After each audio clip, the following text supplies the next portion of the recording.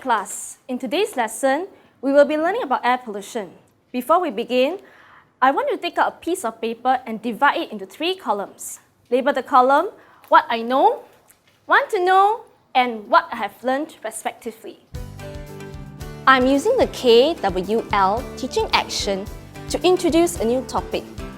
The 3 components of the KWL help students to integrate the concept into their existing schema. At this point of my lesson, I will only use the K and W to introduce the topic.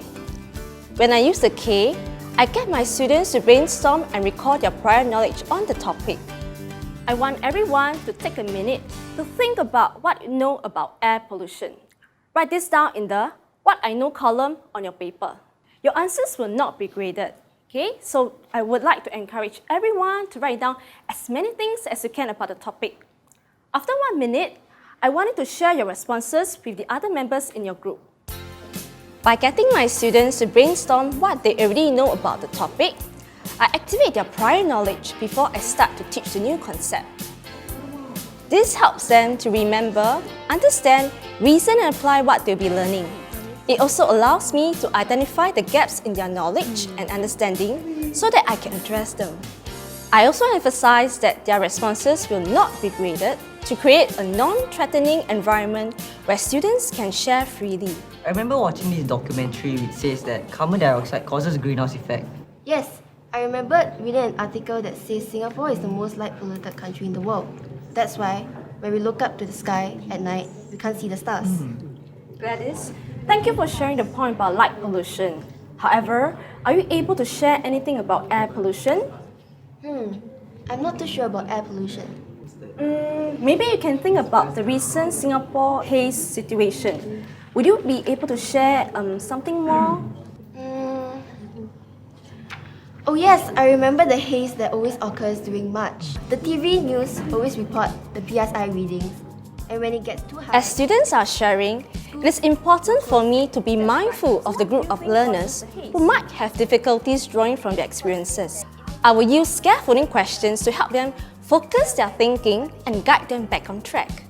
Yes, I agree with Gladys. I remember that when farmers burn down trees, carbon dioxide will be produced, which causes the haze.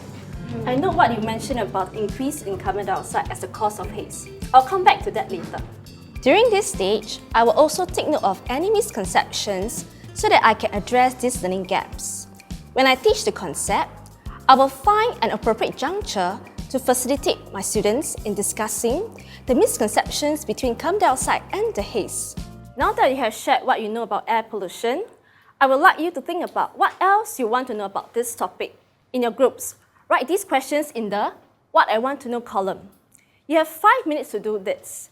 After that, I will get a representative from each group to share these questions with the class.